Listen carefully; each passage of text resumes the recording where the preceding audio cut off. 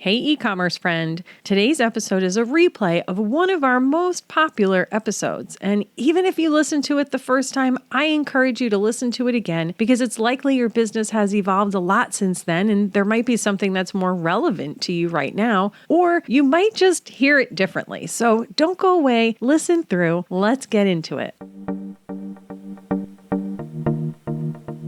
Welcome to the E-commerce Badassery Podcast, the place for scrappy entrepreneurs who want to learn actionable steps and strategies to grow the traffic, sales, and profit in your e-commerce business.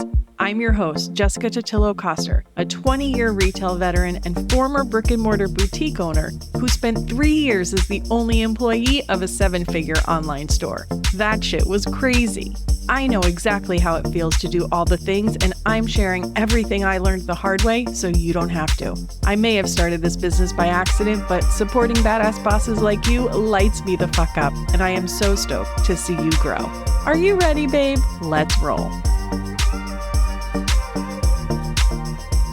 Welcome back to the E-commerce Badassery Podcast. I'm your host, Jessica Totillo-Coster. What if I told you that the way you're talking about your products could be the reason you're struggling to grow your business? Not your ad strategy, not your not pretty enough website, not your pricing, your messaging. Last week, we talked about why people buy, how they're not just purchasing products, but solutions, status, identity, and transformation. If you missed that one, episode 319, go back and listen because it was packed with insights on how to make your brand irresistible. And a couple of years ago, on episode 247, we talked about product positioning, how you can take the same product and present it differently to attract totally different audiences. There was a Shark Tank example I gave about flood prevention bags that doubled as self-watering garden tools. Same product, different positioning, new customers. Today, I wanted to kind of dig a little bit deeper on both of these concepts because even if you've nailed your positioning, you understand buyer psychology, your messaging can't stay the same forever. Consumer behavior shifts, trends come and go. Economic changes impact spending habits, and if your messaging doesn't evolve with them, you're making it harder than necessary to get the sale. So today we're going to dive into 3 simple but powerful tweaks that will help you keep your messaging fresh, relevant, and effective, stay top of mind with your customers, and increase sales without having to change anything else about your business. Look, I get it. You've spent time refining your brand messaging. You know your ideal customer. You've crafted the perfect tagline, created beautiful social media content, and you've built up a solid email strategy. But truth is, what resonated with your customer 6 months ago might not resonate today because what people care about shifts. Sometimes it's because of the season, sometimes because of trends, and sometimes because of bigger outside influences. In the product positioning episode, we talked about how the way you frame your product can change throughout the year. If you sell kids products, you probably typically market them to parents. But come holiday season, you might want to shift your messaging to target grandparents looking for the perfect gift. If you sell an item that's great for van life, that messaging might not make sense in the winter, but come summer, you can make it front and center. And those are just seasonal shifts. External factors like the economy, viral trends, or major events can completely change what your customers prioritize. And if your messaging isn't evolving, you might get left behind. For example, a high-end candle brand might usually market their product as a luxury home essential. But in a recession, that messaging might not hit, right? We're not really thinking about luxury home essentials at that time. So instead, this high-end candle brand might want to pivot their message to say affordable self-care. A jewelry brand that typically markets its pieces as statement accessories for special occasions might shift to everyday, effortlessly chic pieces when customers are being more mindful about spending or when they're not really going anywhere, like back in those COVID days, right? We were talking about looking cute from the neck up on your Zoom call. So instead of making jewelry feel like an extra, it now feels like an essential part of their daily wardrobe. A gourmet coffee brand that prides itself on premium small batch roasts might adjust its messaging to highlight cost per cup savings compared to buying coffee from a cafe. If consumers are cutting back on $6 lattes, positioning at-home coffee as a smart financial decision could keep the product desirable and potentially open you up to more customers who weren't buying from you before. We're not changing anything about the product. What we're changing is how we position it in response to what your customers care about right now. So let's talk about the 3 ways you could adapt your messaging without reinventing everything. Because there's a common misconception that adapting your marketing means a complete overhaul, new branding, new product descriptions, new website, the whole 9 yards. But that's not true. Small intentional shifts can have a big impact. So let's break down 3 easy ways to tweak your messaging so it stays relevant without creating a massive workload for yourself. Because I know, baby, you ain't got time. Shift the pain point you are solving. A lot of times when sales slow down, business owners panic and assume their customers no longer want their product. But that's not always the case. More often than not, it's not what you're selling that's the issue, it's how you're framing it. The problems your customers have today might not be the same ones they had 6 months ago. Take a skincare brand, for example. Maybe in the winter, your customers are hyper-focused on hydration and preventing dry, flaky skin. But once summer hits, their biggest concern shifts to lightweight formulas, SPF protection, and products that won't feel greasy in the heat. If you are still leading with deep hydration in your marketing when your customers are sweating through 90-degree weather, your messaging is not going to hit the same way. But by shifting your focus to summer-proof skincare that keeps them fresh and protected, you're aligning with their most urgent needs in that moment. This doesn't just apply to seasonal changes. Maybe your audience is in a celebration mindset, weddings, graduations, holidays.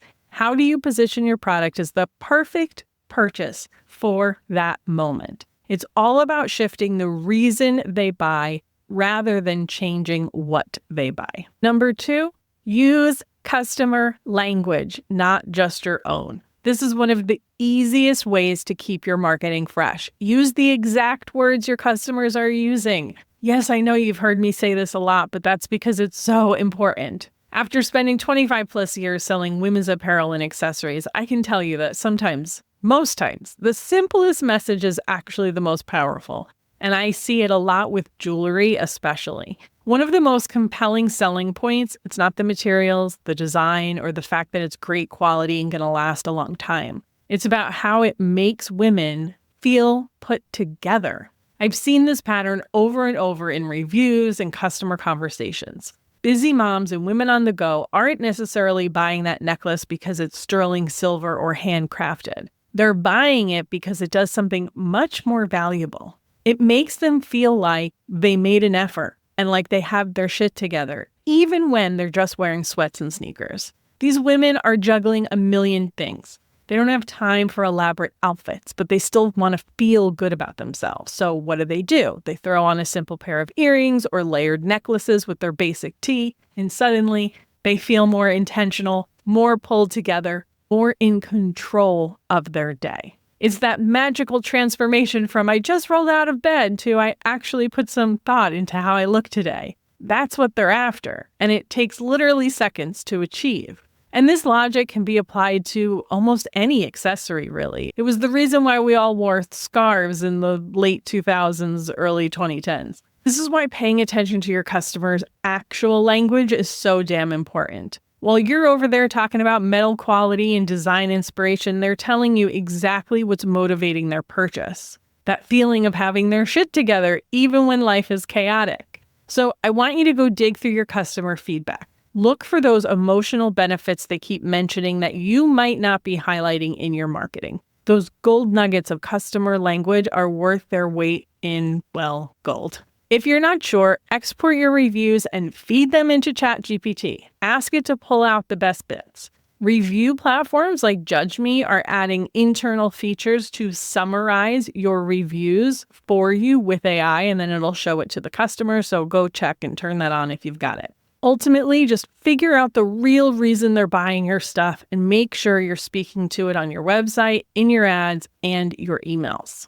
The third way to keep your messaging fresh, find the sweet spot between consistent evergreen content and timely messages that tap into your customer's current mindset. I'm a huge fan of evergreen emails and content. They're the workhorses of your marketing strategy. They're reliable, always relevant messages that you can continue to use over and over. They save you time, create consistency, and stop you from constantly reinventing the wheel. And this is likely what you're going to use in your email automations. But don't forget to layer in what's happening in the customer's lives right now. Your customer is not living in some timeless vacuum. They're experiencing seasons, holidays, life transitions, cultural moments. Their priority and needs shift throughout the year, and your messaging should reflect that. I know we've kind of touched on this a little bit, but it bears repeating. For example, back to school season is approaching and you sell home organization products. Your messaging should not be the same as it was in early summer,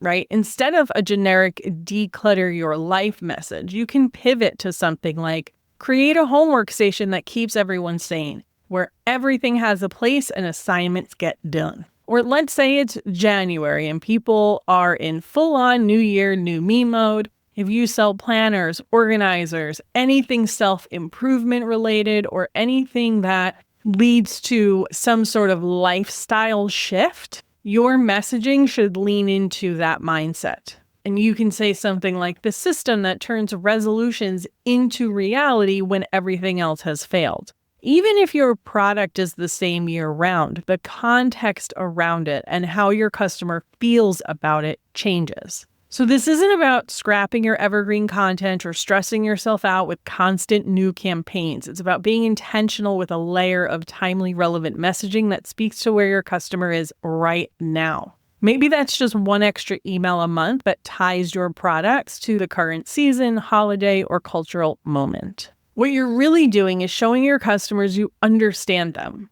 that you get what's on their mind right now and how your products fit into their current reality. And when customers feel understood, they're much more likely to buy. So take a few minutes to map out the major moments in your audience's yearly cycle. What's happening in their world in January, in June, during back to school, before holiday shopping kicks in. Then create a simple plan to address those moments in your marketing without abandoning your solid evergreen foundation. Your customers will notice the difference and your conversion rates will too. So let's do a quick recap. What are the 3 easy tweaks to keep your marketing message fresh and effective? Shift the pain point you're addressing to match what your customers care about right now. Use your customers' actual language instead of just focusing on product features.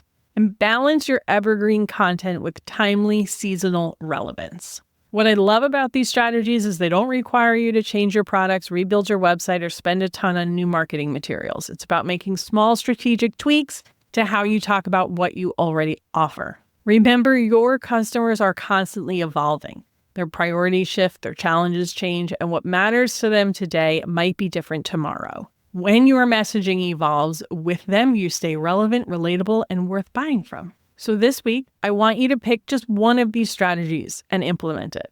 Maybe update a few product descriptions using your customer's language. Send out an email that addresses a timely pain point. Start small, test it out, see what happens. If all of this sounds good, but you're not sure you really understand your customer deep enough to execute on this, I invite you to snag the AI Brand Brief. It's a tool I created to help you leverage AI, not just to create content that sounds like you, though we go pretty deep on that too, but to take a deep dive into your customer and the positioning of your products. We're making AI do the work. This has been a huge hit. Students have been loving it. I'll stick a link in the show notes. And that, my friends, is a wrap on this week's episode. If you've loved this episode or any of my episodes, please share the show with a biz friend and leave a review. Thank you in advance for your support. As always, thanks so much for hanging out with me today, and I'll see you on the flip side. Thank you so much for listening to today's episode. If you want to learn more about growing your e-commerce business, get started with my free resource library at ecommercebadassery.com/free stuff and get an invite to the Lounge, my e-commerce marketing membership. When you're ready for one-on-one support, apply to work with me at ecommercebadassery.com/apply. Before you go, would you do me a quick favor? Leave a rating and review and tap that follow button. This pushes me up the chart so I can support more scrappy e-commerce entrepreneurs just like you. I'm on a mission to reach as many as I can, and I could really use your help. Thanks so much in advance. Until next time, e-commerce friend, stay badass.